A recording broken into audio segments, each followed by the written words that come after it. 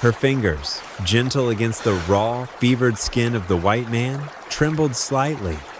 To even touch him here, on sacred Apache soil, was a betrayal. To save him, an act of treason, punishable by the harshest tribal law. He was an enemy, an outsider, bleeding out where he shouldn't be, his life slipping away with every ragged breath. Yet, as Sonsee knelt beside the wounded cowboy, his handsome face pale beneath the grime and blood, her healer's instinct warred with generations of ingrained duty. This one forbidden choice, made in the harsh glare of the western sun, would ignite a love strong enough to challenge a legacy of hate, but would it save their worlds, or deliver them both to utter ruin? Their story begins on the edge of a knife, a forbidden touch that promised either salvation or damnation, a whisper of hope in a land thirsty for blood. Sonsee, whose Apache name meant "star that shines brightly," moved with the quiet grace of a shadow through the lands of her Chiricahua people.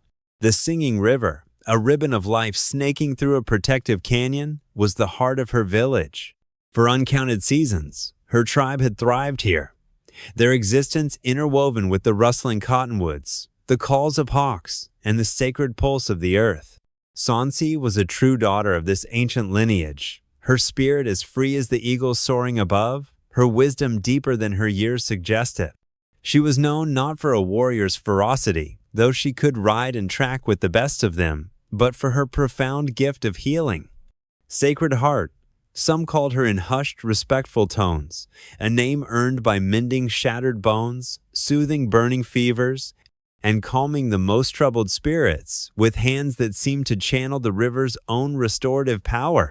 Her days were a tapestry of traditional tasks, gathering potent herbs from the sun-drenched foothills, tending the communal plots of corn and beans, her needle flashing as she stitched intricate patterns onto buckskin. Yet, an unsettling current had begun to disturb the ancient rhythms of their lives. The whispers of Nantan Lupan, the white eyes, pushing ever westward, had grown from distant murmurs to anxious warnings. Warriors, their faces etched with concern, returned from patrols reporting new trespasses. Freshly blazed trails scarring the earth, ancient trees felled by careless axes, the far-off, alien clang of prospector's steel against stone. A palpable tension, tight as a bowstring, hummed through the village. Sonsee saw it in the grim set of her father's jaw, Chief Nako, a leader whose sagacity was as vast as the desert sky. She felt it in the restless energy of the younger warriors, particularly Chogan, whose dark eyes held a constant, burning suspicion of any outsider, any deviation from the old ways.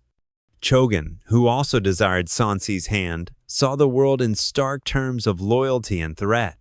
The man Sonsee, now cradled, his head resting against her buckskin-clad chest, was undoubtedly such a threat by Chogan's measure. Ethan, though she did not yet know his name, was clearly a cowboy. His leather chaps were ripped and stained, his shirt a dark canvas of dried and fresh blood. A vicious gash above his temple wept sluggishly, and his breathing was a shallow, painful rasp. Even through the mask of dirt and agony, his features were rugged, almost noble, though etched with a profound weariness that hinted at a soul battered by more than just this recent violence. He had been a scout for the army, a life he'd shed like a snakeskin when its brutal demands and casual cruelties became an unbearable weight. He'd been seeking a quiet corner of the world, a patch of earth to call his own, far from the ghosts of his past. But the West was a relentless beast, and peace was a fragile dream, easily shattered. Now, he was caught in its brutal jaws, deposited here, on the precipice of oblivion. As Sonsee gently brushed matted brown hair from his forehead, his eyelids fluttered. For a heartbeat, his blue eyes, clouded with delirium and pain, met hers. A flicker of primal fear, of a cornered animal. Then they rolled back, and the darkness reclaimed him. Sonsee knew the unyielding law of her tribe. An armed enemy discovered on their land, so close to their hidden sanctuary, was to be met with swift, lethal justice. Yet, looking at his vulnerable, broken form, the healer in her, the Sacred Heart, recoiled. This was not a defiant warrior, but a man utterly at the mercy of fate and her compassion. The ambush had been a nightmare of sudden, overwhelming violence. Ethan had been riding point for a small cattle drive, a temporary job to fund his westward drift. He'd felt a prickle of unease all morning as they entered a narrow, rock-strewn pass. The air was too still, the landscape unnervingly silent. His seasoned instincts, honed by years of navigating hostile territory, screamed danger. He'd tried to warn the trail boss, a stubborn, overconfident man named Henderson, but Henderson had scoffed. "Getting spooked by shadows, Ethan? Ain't nothing out here but dust devils and coyotes?" Then, all hell broke loose. Gunfire erupted from the craggy bluffs overlooking the pass. Men screamed. Horses shrieked in terror and pain. Ethan saw Henderson grab his chest, a look of utter disbelief on his face as he pitched from his saddle.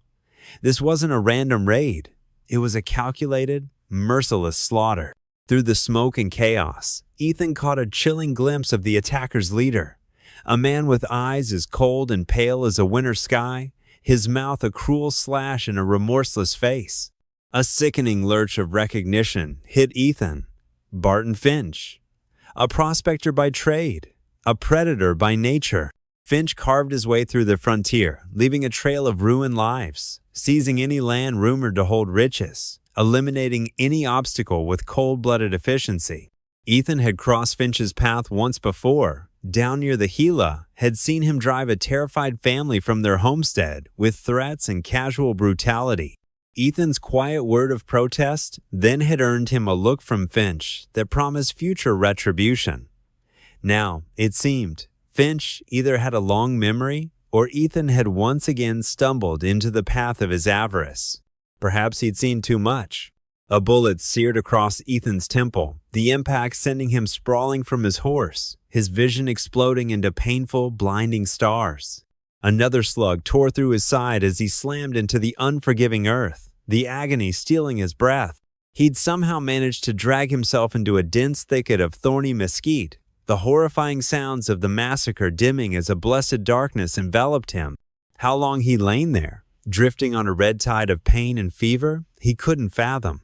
When he'd finally surfaced, the sun was a merciless eye in the sky, the silence broken only by the insistent buzzing of blowflies. He was alone, consumed by a raging thirst and a body that felt like one massive throbbing wound. Driven by a primal need for water, he'd crawled, inch by agonizing inch, towards the faint, distant murmur of a stream, eventually collapsing near the blood-slicked stones where Sonsee had found him. Sonsee assessed the unconscious man. His breathing, though still dangerously shallow, had a fraction more strength than moments before. But the wound in his side was a festering horror, inflamed and angry. The gash on his head, though no longer bleeding freely, was almost certainly the source of the fever that made his skin burn. She couldn't leave him. Vultures or wolves would find him by nightfall, or worse, a patrol from her own tribe. Chogan, especially, frequented this stretch of river. If he discovered this white man, Sonsee suppressed a shudder. Chogan adhered to the old laws with a fierce, unbending rigidity. He would see only an enemy, a defiler of their land. Her mind raced, a whirlwind of desperate calculation. Taking him to the village was an act of madness. It would endanger not only herself, but her entire family, her entire tribe. Her father, Chief Nako, was a man of profound reason, but even his wisdom might be overruled by the council if this stranger were perceived as an imminent threat. She had to conceal him, tend to his wounds in the shadows. She remembered an old, abandoned hunter's shelter, a shallow, dry cave tucked away behind a dense curtain of willows further upstream, a place forgotten by most. It would have to suffice. Summoning every ounce of her strength, Sonsee began the arduous task of lifting the wounded stranger. He was a dead weight, his limp body a testament to his near-fatal injuries. Her muscles screamed in protest, but the resolve in her heart was an unquenchable fire. She would not let this man perish, not if she could prevent it. It was a choice fraught with peril, a direct defiance of her people's sacred traditions, a dangerous secret that now bound her to him. The sun beat down relentlessly, and the only sounds were her own strained breaths and the faint, unconscious moans of the man whose life now lay entirely, precariously, in her trembling hands. The path ahead was shrouded in uncertainty for them both. The cave, barely an overhang in the sandstone cliff, offered meager shelter, but it was dry and, crucially, hidden from casual view by a thick veil of whispering willows and tenacious vines. With a soft grunt of effort, Sonsee laid Ethan on a hastily gathered bed of dry grasses. His skin radiated heat, his lips were cracked and parched. The wound in his side looked even more menacing in the dim light, swollen and oozing a foul discharge. With a focused intensity, she used the keen edge of her flint knife to cut away the stiff, blood-caked fabric of his shirt. Her touch, honed by years of healing, was surprisingly tender yet ruthlessly efficient. She cleansed the wound with cool, clear water from the nearby creek, her heart constricting at the sight of the torn, violated flesh. He groaned, a deep, guttural sound of pure agony, his body arching involuntarily. But he remained lost in the darkness of unconsciousness. Sonsee knew, with a chilling certainty, that she needed potent herbs, and quickly, to combat the raging infection and the consuming fever. For the following days, Sonsee existed in two separate worlds. In the village, she was the dutiful daughter, the skilled healer, her face an impassive mask of calm as she performed her daily chores. But her mind was a turmoil of anxiety, constantly replaying the image of the hidden man.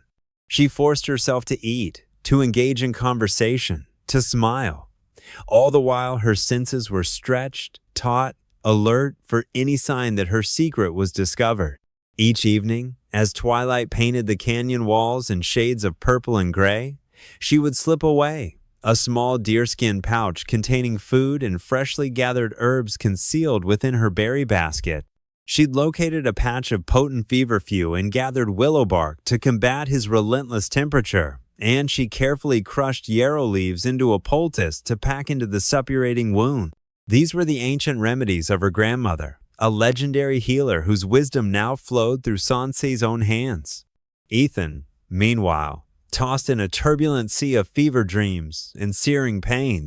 Shattered images assailed him. Finch's cold, predatory eyes, the terrifying shriek of a dying horse, the endless sun-baked trail, and then a recurring vision of gentle hands, a cool touch on his burning brow. He was dimly aware of a presence, a soft, soothing murmur in a language he didn't understand. Sometimes, through the shimmering haze of delirium, a face would emerge, a woman with dark, compassionate eyes, filled with a strange blend of caution and profound concern. He didn't know who she was, or where this strange, shadowy refuge was located, only that her touch brought fleeting moments of blessed relief from his torment. He clung to those moments, to her presence, as a drowning man clings to driftwood. Their communication was a silent, elemental language, born of necessity and a raw, undeniable human connection. Sonsee would gently cradle his head, helping him sip precious water from a cupped cottonwood leaf.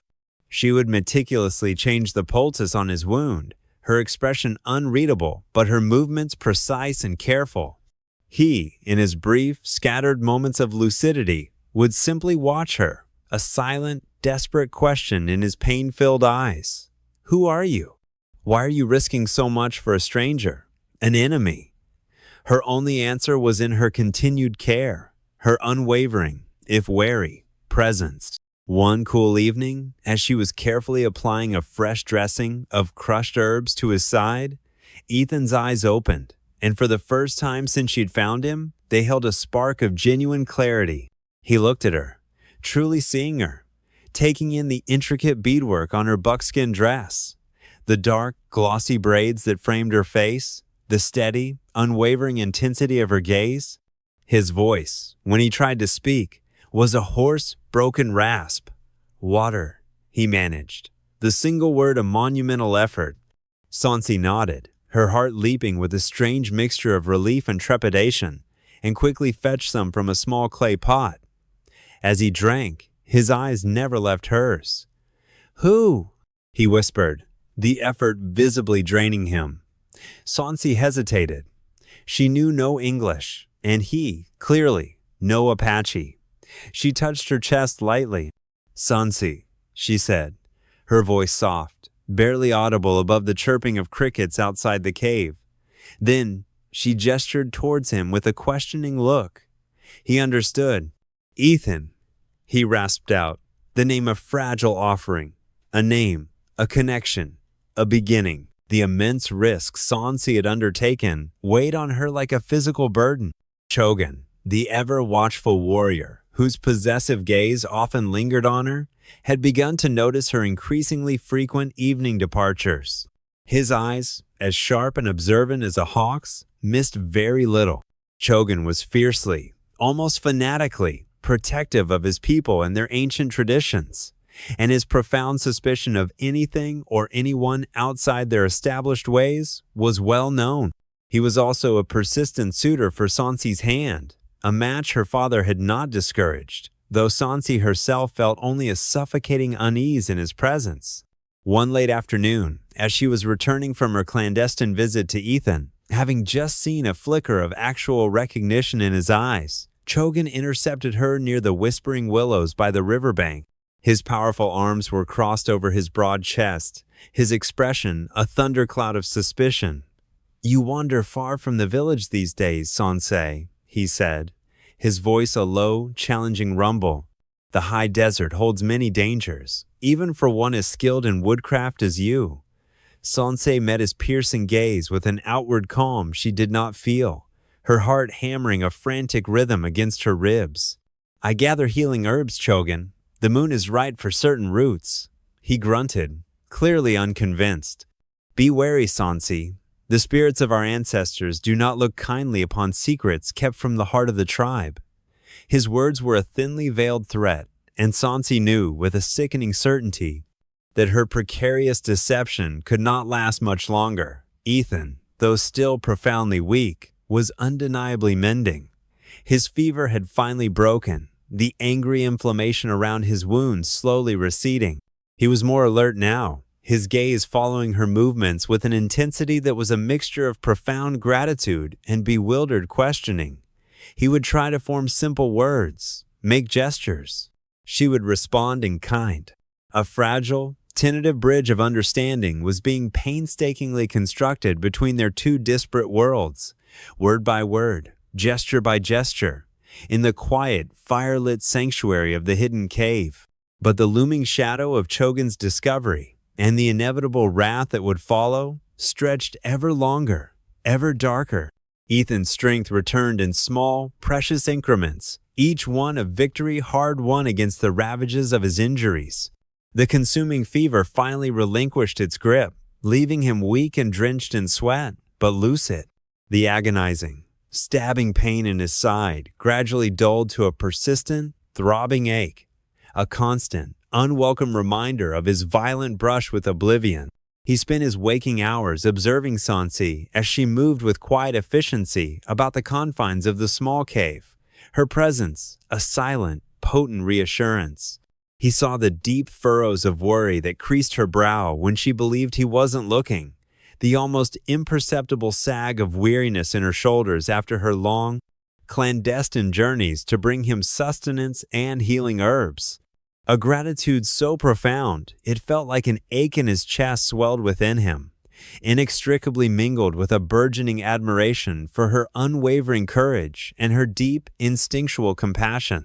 He learned to anticipate the soft rustle of leaves, the almost soundless fall of her moccasins that heralded her arrival. He began to try and help in small ways, offering to replenish the water skin from the tiny spring that trickled nearby once he could finally stand, albeit unsteadily, on his own 2 feet. Sonsee would permit these small efforts, and sometimes a rare, fleeting smile would touch her lips, illuminating her serious face like a sudden ray of sunshine. Their attempts at communication evolved, becoming more nuanced, more inventive. Ethan, using gestures that were often clumsy but earnest, and drawing crude, stick-figure pictograms in the dust of the cave floor with a charred twig, tried to convey the horror of what had befallen him, the sudden, brutal ambush, the cold-eyed men who had gunned down his companions. He sketched a greedy-looking figure with piercing eyes, Finch, and then drew stark X's over other figures, representing his fallen comrades.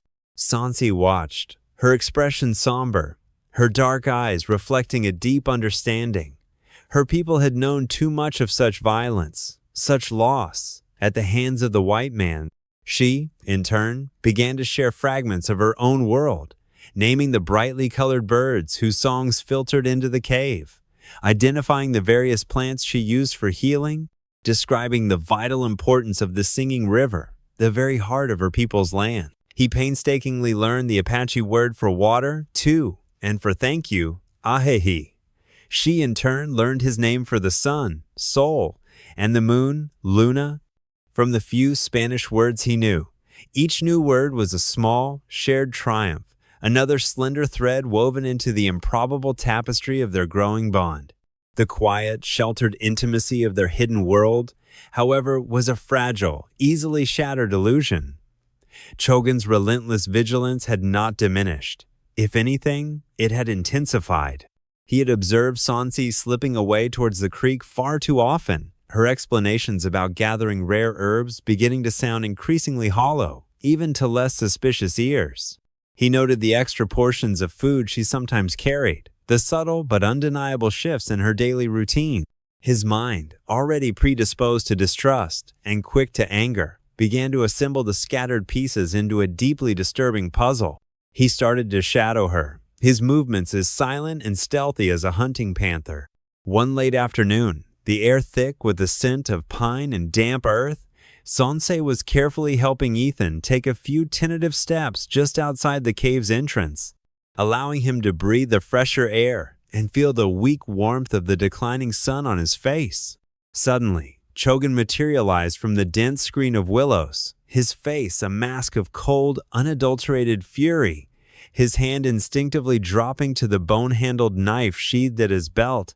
Sonsee froze, her body instantly, protectively, shielding Ethan. "Chogan," she said, her voice low but astonishingly firm, betraying none of the icy terror that seized her heart.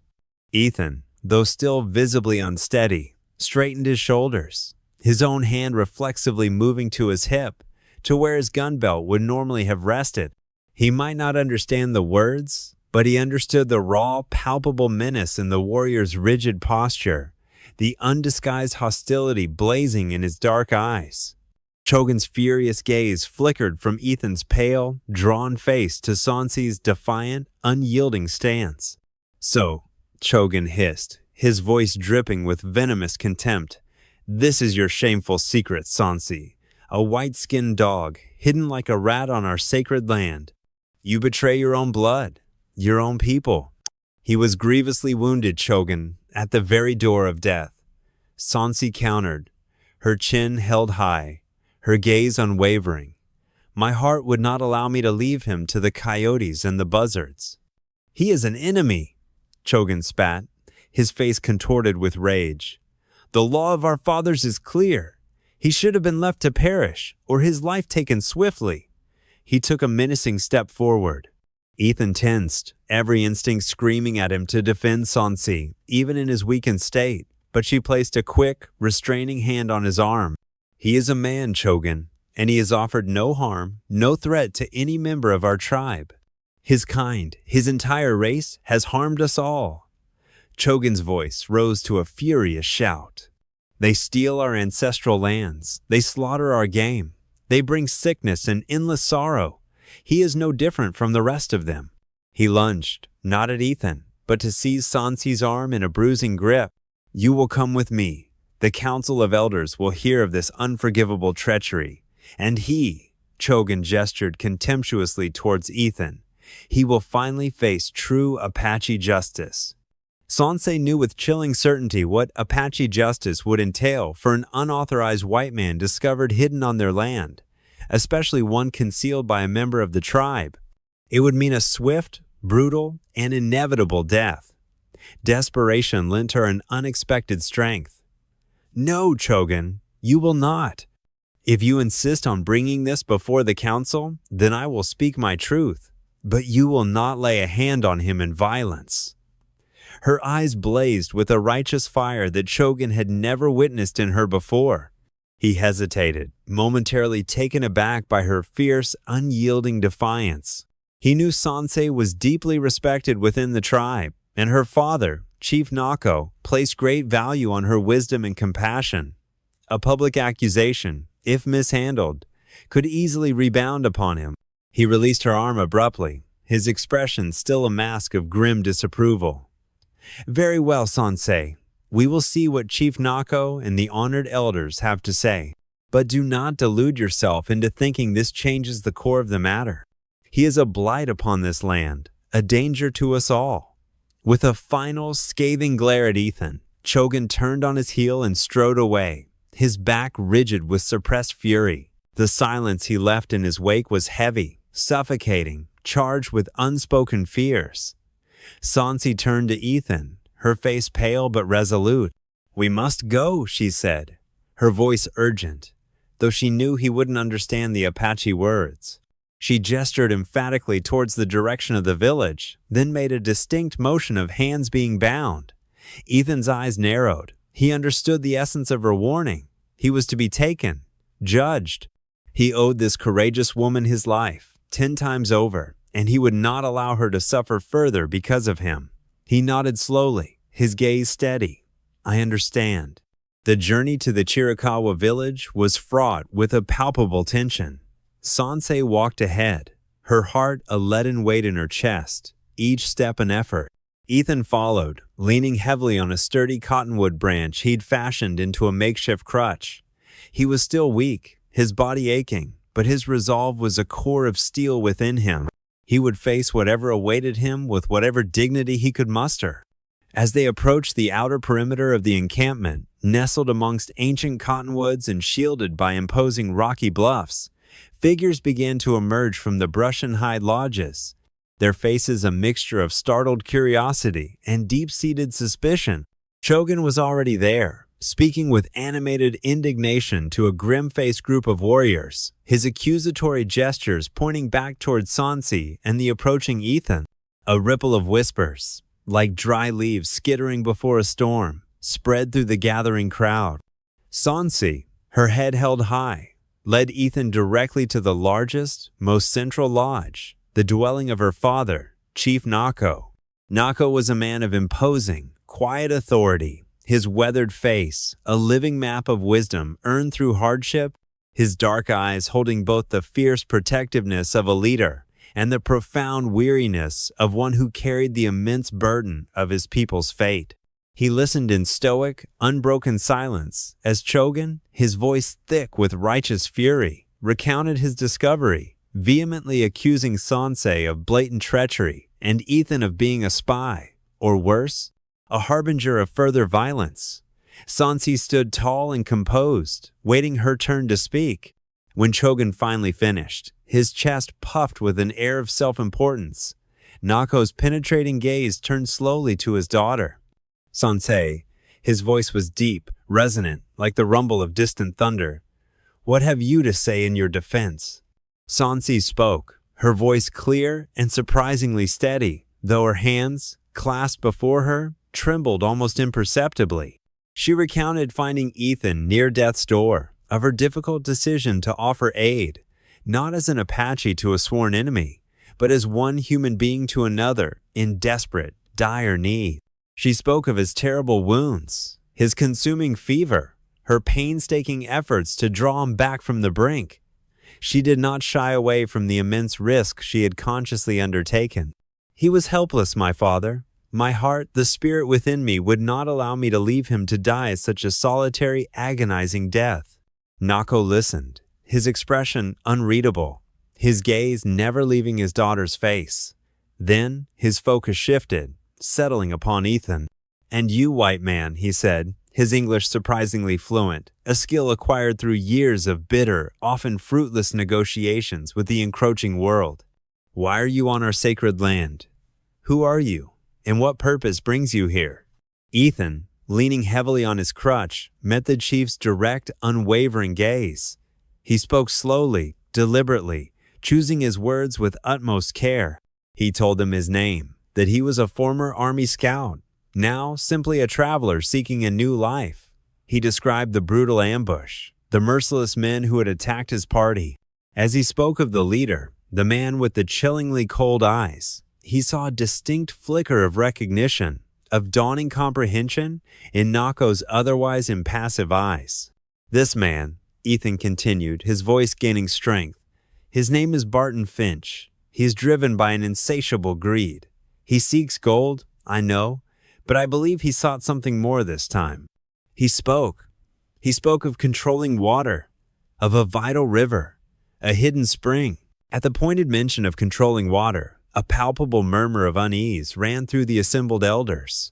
Water was the very essence of life in this harsh, arid land. Their own singing river was precious beyond measure, but there were other, more hidden sources, places sacred to the tribe for generations. Finch's name, too, clearly struck a dissonant chord of foreboding. Vague, disturbing reports had already reached the village of a ruthless white prospector, pushing aggressively into the foothills, his heavily armed men showing no respect for Apache territory or Apache lives. Small hunting parties had reported brief, tense encounters with Finch's men, who were blazing new trails and felling ancient trees with an alarming, destructive speed, always moving closer, always encroaching. The shadow of Barton Finch was no longer a distant menace. It was now lapping at the very borders of their sanctuary.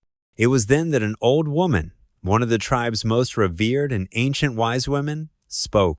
Her name was Istus, and her voice, though frail with age, carried an undeniable weight of authority that silenced the murmurs. "The Whispering Falls," she said, her gaze distant, her eyes clouded as if seeing visions hidden from others. "The old prophecies speak of a time when the sacred falls would be gravely threatened by men of stone hearts, consumed by greed, and it is foretold that its hereditary guardian would be sorely tested, and that an outsider, wounded and lost, would play an unexpected, vital part in its salvation." All eyes in the lodge turned slowly, inevitably, towards Sonsee. The Whispering Falls was a place of immense spiritual power, a series of breathtaking, cascading waterfalls that fed a hidden, fertile valley deep within the most protected part of their territory.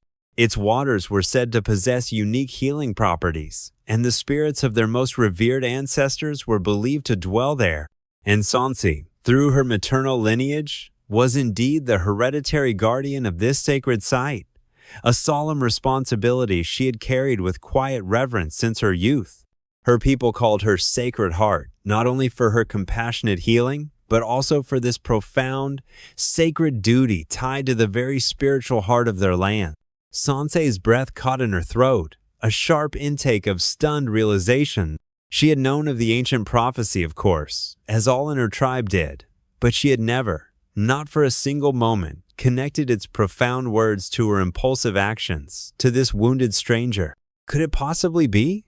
Had some unseen, guiding spiritual force directed her hand when she made the fateful decision to save Ethan?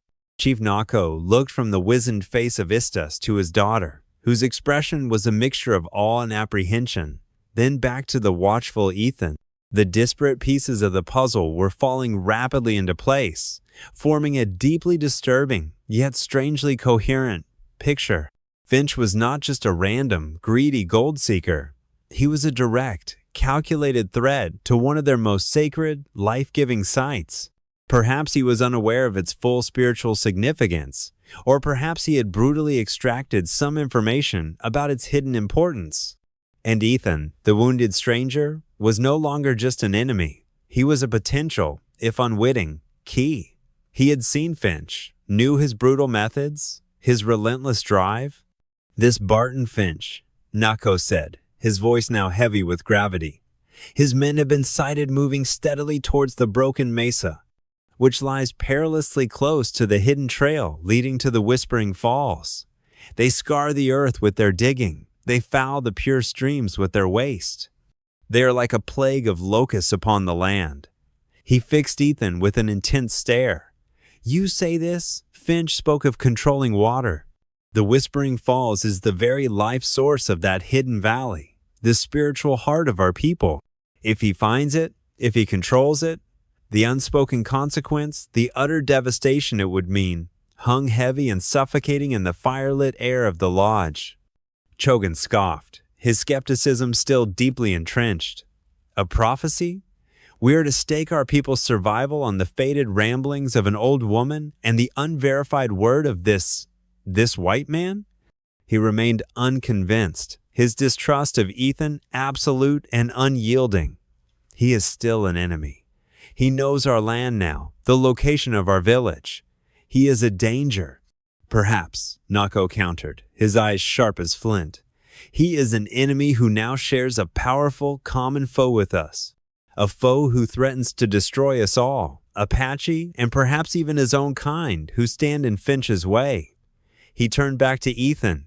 If we were to allow you to live, white man, if we were to place a fragile trust in your words, would you help us understand this man Finch, his ruthless plans, his exploitable weaknesses? Ethan straightened his weary frame, the exhaustion in his eyes momentarily eclipsed by a flicker of fierce determination.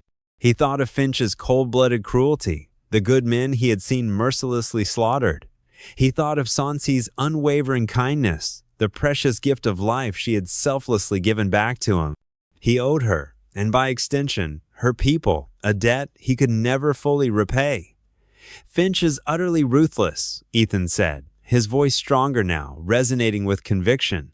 He takes what he wants, and he destroys whatever stands in his path. He's well armed, and his men are fiercely loyal, bought with promises of riches and bound by fear of his brutality. But he's also dangerously arrogant. He grossly underestimates anyone he considers beneath him, anyone not like him. Ethan paused, then met Nako's searching gaze directly. I saw maps in his tent before the ambush, crude sketches, but he was meticulously marking water sources. He's searching for something specific, something vital. If the Whispering Falls is as important as you say, he will not stop until he finds it, or until he himself is stopped permanently. He glanced at Sonsee, a silent, solemn promise passing between them in that charged moment. I will tell you everything I know. I will help you in any way I can, if you'll have me. A tense, profound silence filled the lodge. The elders exchanged long, meaningful glances. Chief Nako looked at his daughter, Sonsee, whose gaze was fixed intently on Ethan, her expressive eyes reflecting a tumultuous mixture of fear and burgeoning hope. The decision before them was monumental, potentially tribe-altering. To trust an outsider, an enemy by birth and history, went against generations of hard-learned caution and bitter experience. Yet, the threat posed by Barton Finch was undeniably real, terrifyingly immediate, and potentially catastrophic. The ancient prophecy, too, resonated deeply with the people who lived by the signs, the wisdom, and the guidance of their ancestors. Finally, Nako spoke, his voice carrying the full weight of his authority and the burden of his responsibility. The council will deliberate on this grave matter. Ethan will remain here, under guard, but treated with the respect due to a guest, for now. Sonsee, my daughter, you have acted according to the dictates of your compassionate heart. Now, we must all pray that your heart is spoken with the true wisdom of the Great Spirit. The initial disruption had escalated into a full-blown crisis, and now a major, precarious turning point was upon them. An unlikely, fragile alliance, born of shared desperation and a common, formidable enemy, began to glimmer like a solitary, distant star in the rapidly encroaching darkness. The fate of the sacred Whispering Falls, and perhaps the very survival of the Chiricahua tribe, now hinged precariously on the courage of a young Apache woman and the uncertain word of a wounded, enigmatic stranger. The council's deliberation felt like an eternity to Sonsee, each passing moment stretching her nerves tauter. Chogan argued with impassioned vehemence against placing any trust in Ethan, his words painting the cowboy as a cunning deceiver, a potential spy who, if given the chance, would undoubtedly lead Finch's murderous band directly to their hidden stronghold. Other elders, however, swayed by Istis's solemn recounting of the prophecy and by Ethan's seemingly earnest demeanor and valuable information, urged caution but also careful consideration of his offer. Chief Nako listened with unwavering patience to every voice, his face an impassive mask, meticulously weighing the dire risks against the potential, life-saving rewards. Ethan, meanwhile, was confined to a guarded lodge, treated with a stern but not unkind formality. Sonsee was permitted to bring him food and water, and she used these brief, precious moments to convey her burgeoning hope, her lingering fear, through fleeting glances and hushed whispers. Ethan, in turn, tried to reassure her with a quiet confidence he didn't entirely feel, for his own future remained profoundly uncertain. During one such visit, as Sonsee was carefully redressing the healing wound on his side, Ethan spoke in a low, urgent voice. "Finch, he carries a ledger. A small, black, oilskin-covered book. He records everything in it. His crooked dealings, his planned routes, crude maps, names of contacts, even his dark intentions. If your people could somehow obtain that book, it would lay bare his entire operation." He quickly described where Finch usually kept it, either in the left saddlebag that rarely left his horse's side, or tucked under his cot in his tent when encamped. This single piece of specific, actionable intelligence, seemingly small, was a vital seed from which a daring plan might sprout. Finally, after what seemed like an age, Chief Nako summoned Ethan and Sonsee back to the main council lodge. The air within was thick with unspoken anticipation. Nako's gaze was intensely stern as he addressed Ethan directly.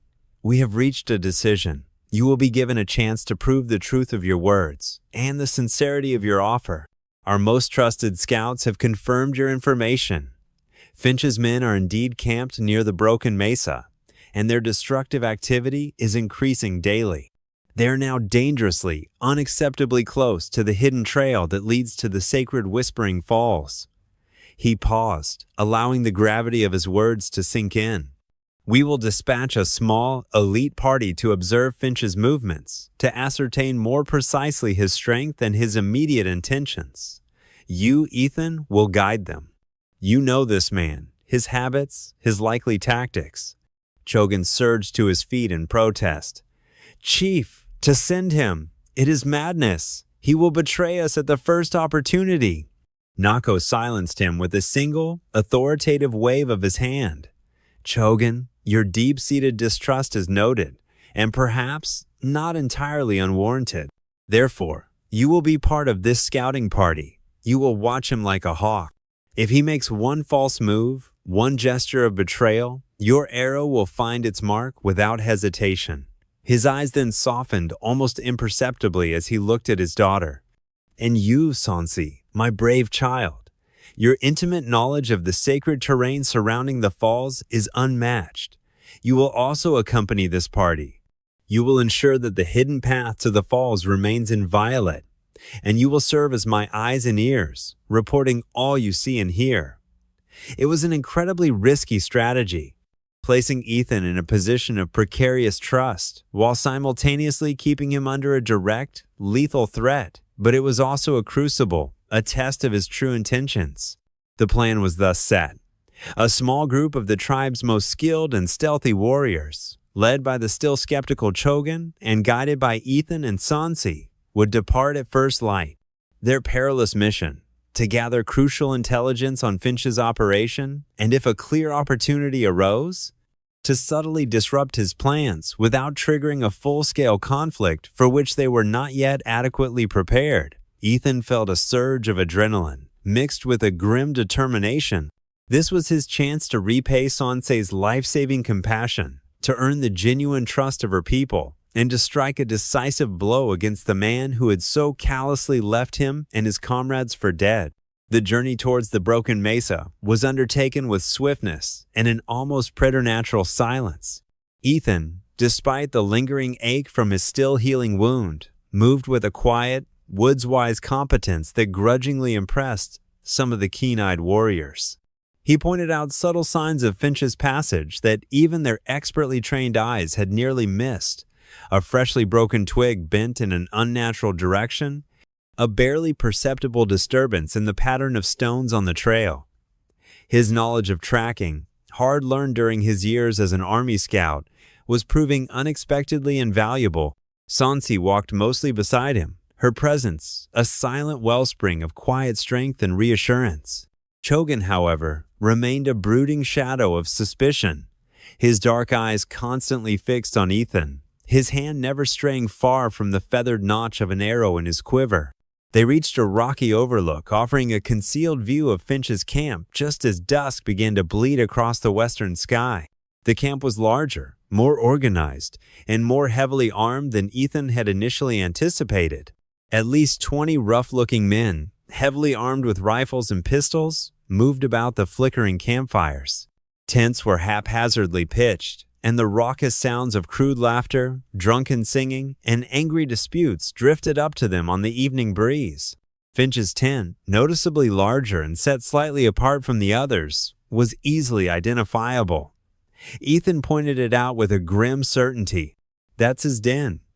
And the ledger, if it's not on his person, it will be in his saddlebags right outside or under his cot. A daring, almost reckless plan began to take shape in the fading light.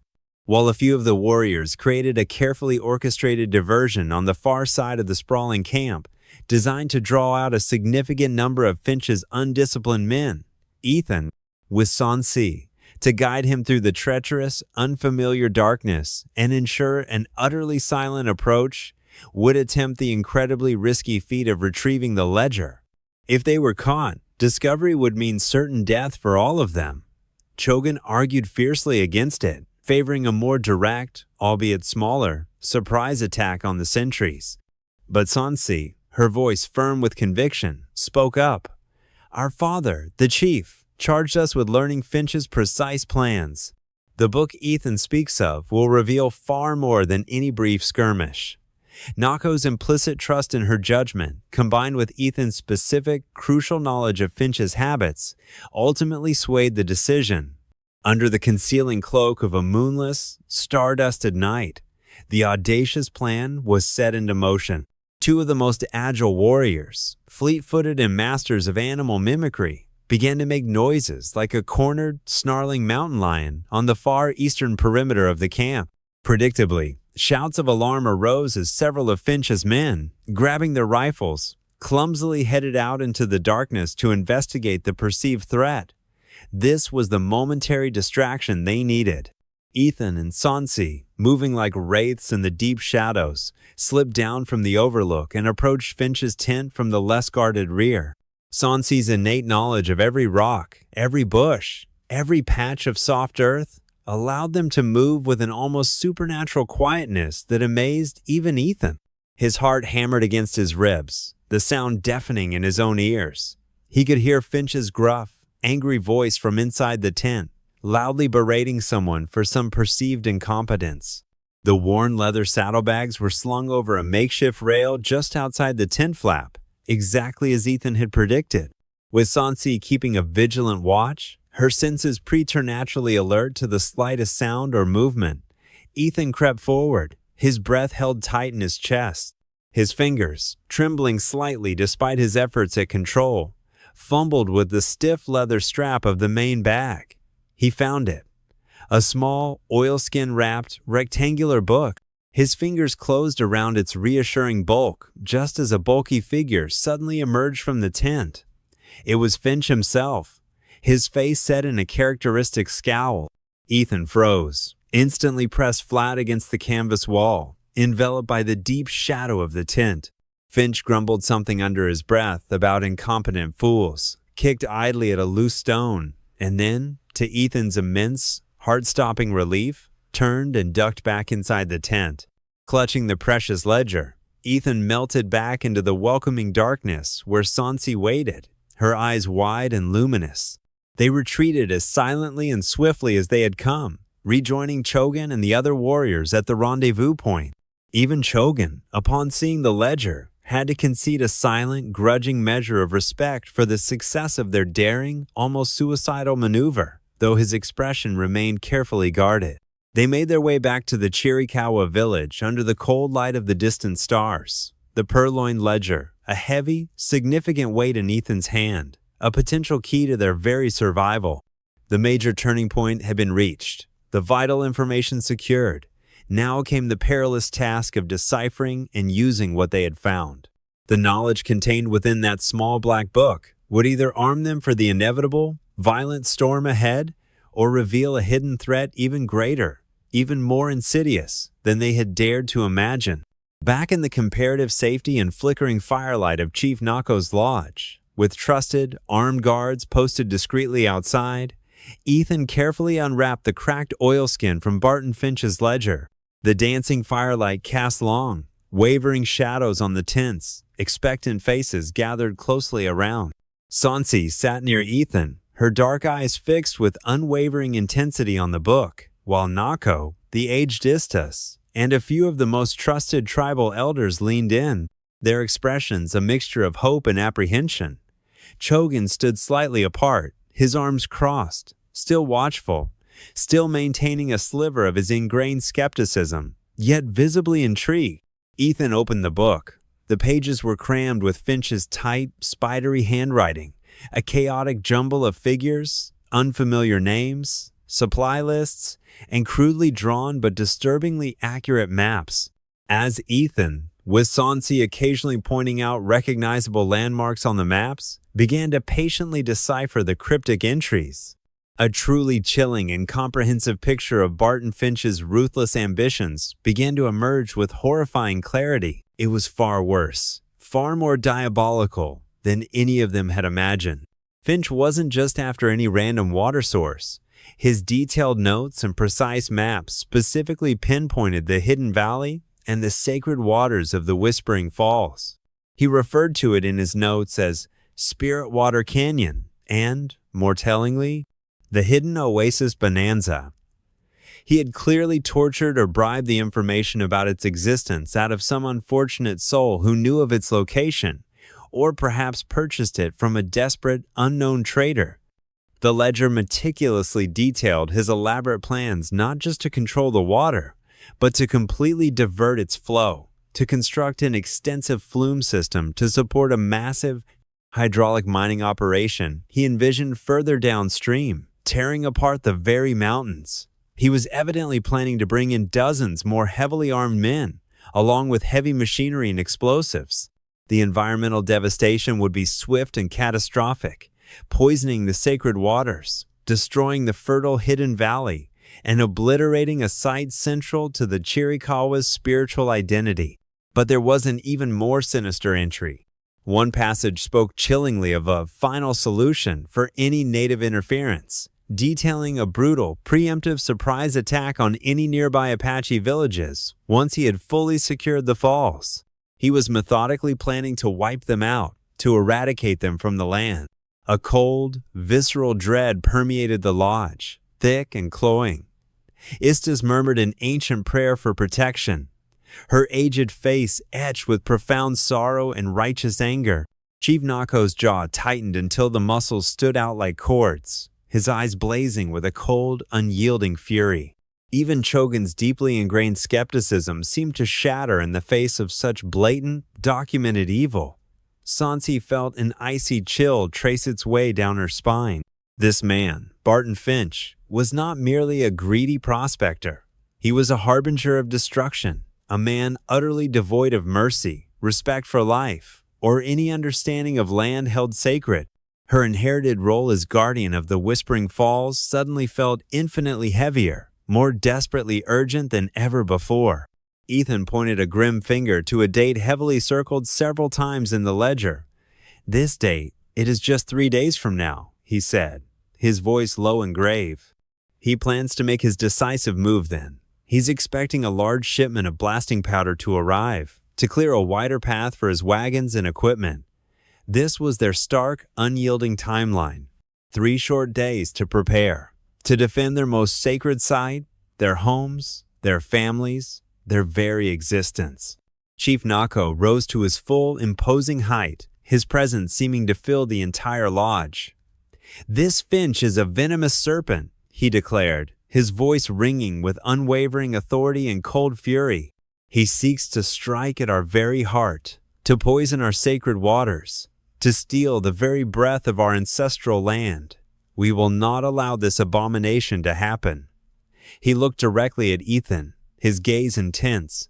You have brought us this vital, terrible knowledge. You have shown us the true, monstrous face of our enemy. You are no longer a stranger to us, Ethan. You are a man who has chosen to stand with us against this darkness. It was a profound, heartfelt declaration, and Ethan felt a warmth spread through him, a sense of belonging, of shared purpose that he hadn't experienced in many long, weary years. Chogan stepped forward then, his usually proud expression surprisingly humbled, his voice rough with an unfamiliar emotion. "Chief," he said, his gaze momentarily dropping to the ground before rising to meet Nako's. I was wrong about this man. His courage in retrieving the ledger, his clear willingness to help our people. I see it now. I misjudged him." He turned to Ethan, a flicker of newfound, genuine respect in his dark eyes. "I will fight alongside him, and I will trust his counsel." This public admission from the once hostile Chogan was a significant, powerful shift. The tribe was uniting, forging a common shield against a common threat. Nako nodded slowly, a grim satisfaction on his face. "Good. We will need every warrior, every strong heart, every keen mind for the battle that is to come." He turned to Sonsee, his expression softening with fatherly pride and concern. "My daughter, you are the hereditary guardian of the Whispering Falls. You know its hidden paths, its ancient secrets, better than any living soul. You and Ethan, working closely with Chogan and our most trusted warriors, will devise the plan to defend our sacred place. We cannot hope to match Finch's superior numbers or firepower in open battle, but we have the land itself as our most powerful ally. We have our unwavering courage, and we have the guiding spirits of our ancestors with us." A new, potent energy surged through the lodge, displacing the earlier despair with a steely, focused determination.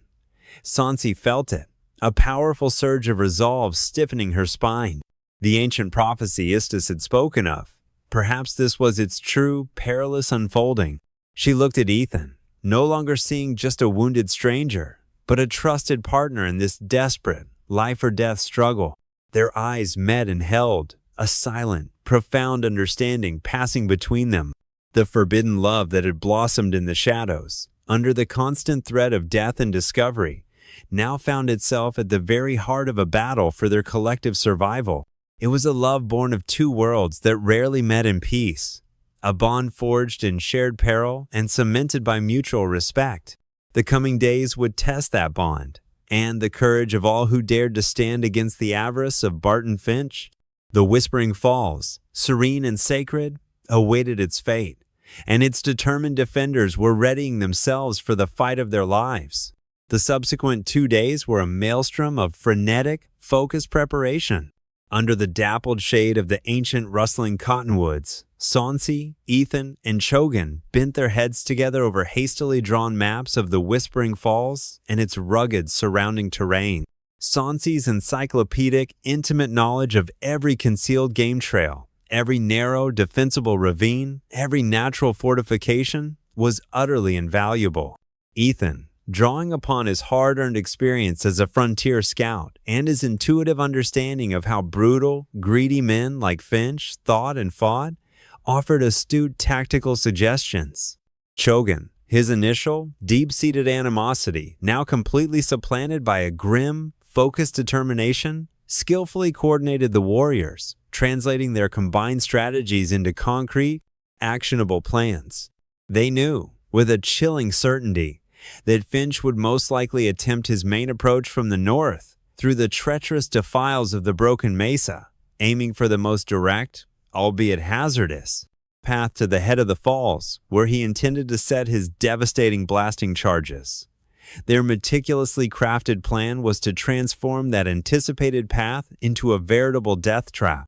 They would skillfully use the unforgiving terrain to their advantage, Strategically placed rock slides triggered at precisely the right moments to sow chaos and fear.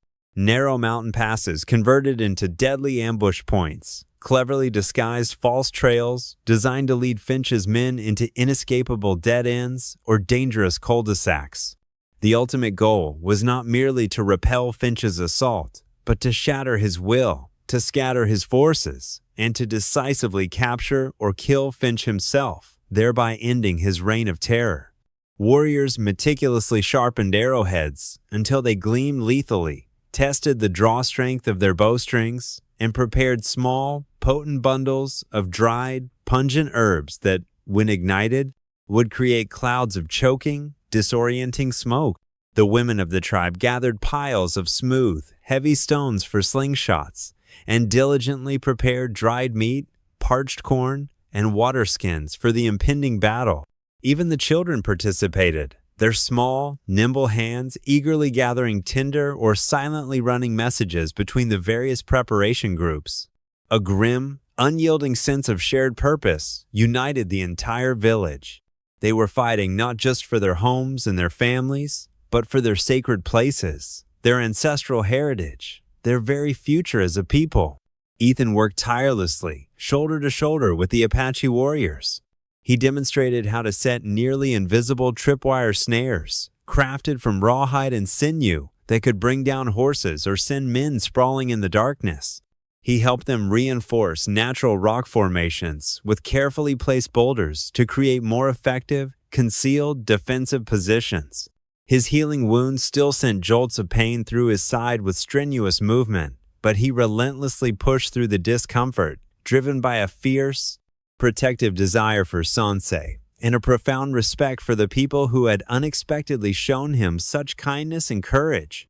He found himself moving with a renewed sense of vitality, the bone-deep weariness that had clung to him like a shroud for so long, beginning to finally recede, replaced by a warrior's sharp focus. Sonsee was a whirlwind of purposeful activity, yet she remained a calm, resolute center in the brewing storm of preparation. She directed groups of warriors with quiet authority, offered words of comfort and reassurance to anxious mothers, and always, somehow, found a moment to share a quiet, encouraging word or a steadying glance with Ethan. Their unspoken bond deepened with every shared challenge, every quick, inadvertent touch of hands as they labored side by side. The inherently forbidden nature of their profound affection was an unspoken, powerful current flowing beneath the surface of their urgent life and death tasks, a fragile, precious flame they both instinctively knew might not survive the unimaginable inferno that was to come. On the fateful morning of the third day, just as the first pale light of dawn touched the highest canyon peaks, Chief Nako's most trusted scouts returned. Their report was grim.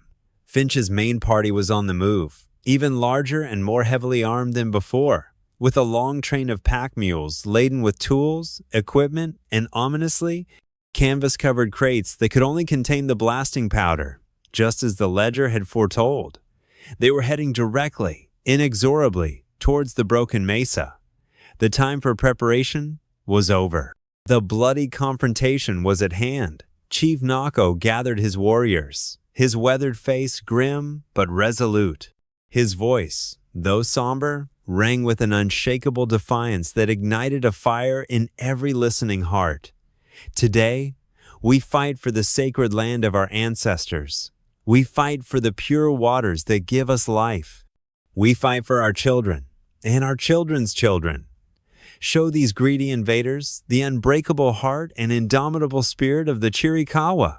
A mighty, unified war cry erupted from the assembled warriors, a primal sound that echoed off the canyon walls, a solemn promise of fierce, unyielding resistance. Sonsee, dressed in practical, unadorned buckskin, a full quiver of arrows slung across her back, and her essential healing herbs secured in a pouch at her waist, stood beside Ethan. He had been given a strong Apache bow, a quiver of razor-sharp arrows, and a long, bone-handled hunting knife, his own rifle having been lost in Finch's brutal ambush. He looked at her, his keen blue eyes filled with a potent mixture of steely resolve and profound concern for her safety. "Stay close to the rocks, Sonsee. Be careful. Use your knowledge, not just your courage." She nodded, her dark, luminous eyes meeting his, a silent acknowledgement of the danger and their shared commitment. "You too, Ethan. May the spirits of this land guide your arrows and protect your life." No more words were necessary. Their hearts spoke a language deeper than speech. The first violent engagement exploded in a narrow, winding canyon that served as a natural gateway towards the Whispering Falls. As Finch's swaggering advance scouts recklessly entered the shadowed canyon, a deadly volley of arrows rained down from the precipitous cliffs above, expertly aimed by Chogan's concealed warriors. Horses screamed in agony and terror. Men yelled in shock, surprise, and sudden pain. Before Finch's main force could effectively react or organize a defense, a carefully prepared rockslide, triggered by warriors hidden high above, thundered down with terrifying force, completely blocking the canyon entrance and effectively splitting Finch's disoriented forces. Chaos erupted. Finch, his face purple with rage, bellowed contradictory orders, desperately trying to rally his suddenly panicked men. But they were caught in a deadly, inescapable crossfire, arrows finding their marks with chilling precision. The air filled with the acrid smell of gunpowder, the shriek of bullets ricocheting off stone, and the cries of the wounded. Ethan and Sonsee were strategically positioned further up the trail, near a critical, almost impassable juncture where the path to the falls became a treacherous, narrow ledge. Their vital role was to prevent any of Finch's men from breaking through this natural choke point. As a desperate group of Finch's men, attempting to outflank the main ambush and find an alternative route, charged recklessly up the narrow, rock-strewn path, Ethan's arrows, loosed with swift, deadly accuracy, found their marks.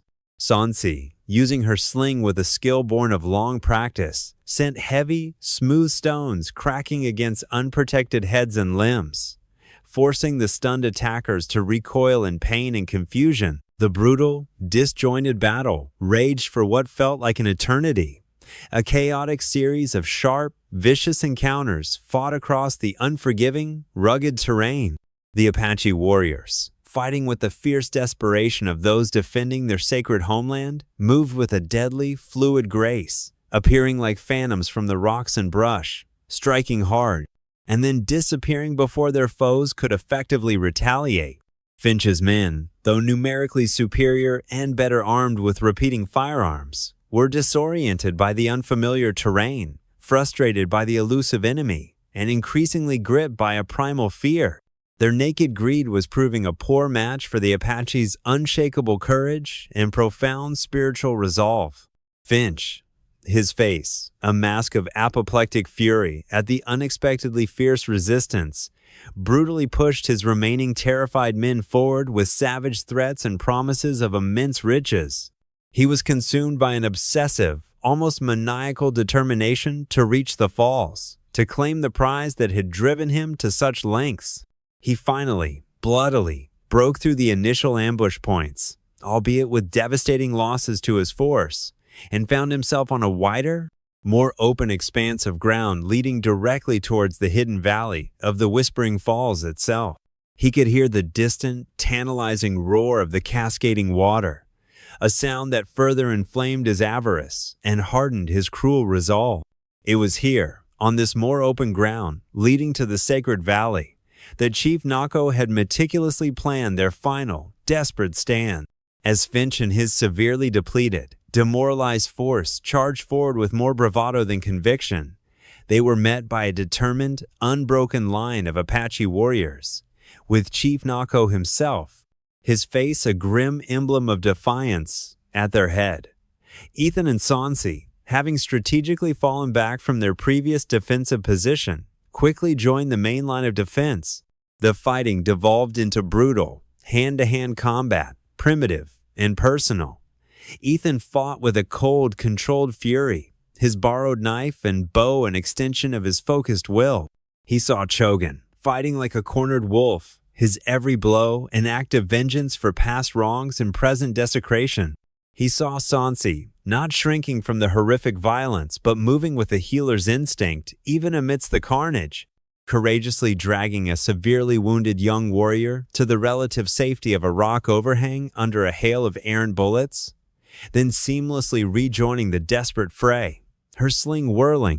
Across the swirling chaos of the melee, Ethan spotted Finch, his florid face contorted with insensate rage, firing his heavy pistol indiscriminately into the press of bodies. Their eyes locked, a silent, elemental challenge arced between them. This was the moment of truth. Ethan surged forward, narrowly dodging a wild, desperate swing from one of Finch's few remaining henchmen, his entire focus narrowing to the monstrous architect of this widespread carnage. Finch saw him coming and leveled his pistol with a snarl of recognition. "You!" Finch spat, his eyes wide with disbelief and fury, clearly recognizing the cowboy he had arrogantly assumed was long dead. "I should have put a bullet through your heart myself back in that pass." He fired, but Ethan, anticipating the shot, dived low, the bullet whizzing harmlessly over his head, close enough for him to feel its heat. Ethan came up fast, tackling Finch hard around the waist with the force of a charging bison. They both crashed to the dusty earth, the heavy pistol flying from Finch's grasp. They rolled in the blood-soaked dust, fists flying, grunts of exertion and pain tearing from their throats. Finch was surprisingly strong, his maniacal greed lending him a desperate, almost inhuman power. But Ethan was fueled by something far more potent, a burning desire for justice for his fallen comrades, and a fierce, unwavering determination to protect Sonsee and her courageous people. He landed a solid, bone-jarring blow to Finch's jaw, dazing him momentarily. He saw an opening and pressed his advantage with relentless ferocity. The savage fight was short, brutal, and ultimately decisive. Ethan, his face a grim mask of retribution, finally subdued the struggling Finch, pinning him decisively to the ground. The cold steel of his borrowed Apache knife pressed hard against the prospector's sweat-slick throat. The remaining handful of Finch's men, witnessing their leader's ignominious defeat and finding themselves completely surrounded by enraged, victorious Apache warriors, threw down their weapons in abject surrender, their will to fight utterly broken. A profound, almost unnatural silence descended over the bloody battlefield, broken only by the mournful cries of the wounded and the distant, peaceful, undisturbed roar of the Whispering Falls, which remained untouched, undefiled, victorious. Chief Nako approached, his stern face etched with exhaustion, but also with a profound, solemn triumph. He looked down at the defeated, trembling Barton Finch, then at Ethan, who still held the murderous prospector captive, his grip like iron. "Justice?" Nako declared, his voice carrying clearly across the now quiet, blood-stained ground, "has been served this day." The surviving Apache warriors let out a unified, cathartic, victorious cry that echoed through the sacred valley. The spiritual heart of their land was safe, preserved by their courage and sacrifice. The immediate aftermath of the fierce battle was somber, despite the victory. Several brave Apache warriors had fallen in defense of their homeland, and many more were wounded, their pain a stark reminder of the conflict's terrible cost. Sonsee, her beautiful face smudged with dirt and streaked with tears of sorrow and relief, moved tirelessly among them, her healer's touch bringing comfort, staunching wounds, and whispering words of solace. Ethan, his own minor cuts and bruises completely forgotten, worked steadfastly by her side, his presence a quiet support, helping to carry the wounded and offering what little comfort he could. Barton Finch and his surviving, thoroughly cowed men were securely bound, their ultimate fate to be decided by the full tribal council. There would be, everyone knew, no mercy for Finch, the man whose insatiable greed had sought to destroy so much beauty, so much life. His brutal reign of terror on this part of the frontier was definitively, finally over. In the days that followed the battle, a quiet sense of peace, fragile yet deeply precious, settled over the Chiricahua village like a comforting blanket. The fallen warriors were mourned with solemn, heartfelt ceremony, their brave spirits commended to the realm of the ancestors with honor and gratitude. The victory, though undeniably costly, had powerfully reaffirmed the tribe's enduring strength, their unbreakable spirit, and their profound, sacred connection to the land. Ethan was hailed as a true hero. He had fought with exceptional bravery and skill, his knowledge of Finch's ways and his unwavering courage proving instrumental in their hard-won success. He was no longer Ethan, the wounded stranger, but Ethan, who stands with us, a friend, an honored ally. Chogan, his previous animosity completely transformed into staunch admiration and respect, clasped Ethan's arm in a powerful gesture of warrior brotherhood. Chief Nako, in a public gathering before the entire tribe, formally and warmly thanked him, declaring that Ethan would always have a place of high honor among their people, his name remembered in their stories. Yet, amidst the palpable gratitude and the shared, profound relief, a poignant, inescapable reality remained. Ethan was still a white man, an outsider to their ancient ways, and Sonsee, an Apache woman, the sacred guardian of the Whispering Falls, deeply bound to her people and her ancestral duties. Their two worlds, despite this extraordinary moment of shared triumph and forged camaraderie, remained vastly different, separated by a deep, often bloody chasm of culture, history, and the pervasive prejudice of the outside world. The profound love that had unexpectedly, miraculously blossomed between them, a love that had been a silent, sustaining strength throughout the desperate conflict, now faced a deeply uncertain, perhaps impossible future. They could not simply marry and live together within the village without inviting endless complications, potentially even renewed conflict from those who would never understand.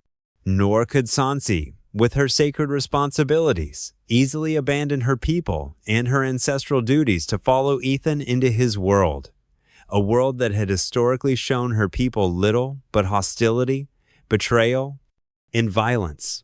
One tranquil evening, as the descending sun dipped below the rugged canyon walls, painting the vast western sky in breathtaking hues of fiery orange, deep purple, and soft rose, Ethan found Sonsee standing alone by the gently flowing Singing River, the very place where their improbable story had, in a very real sense, truly begun.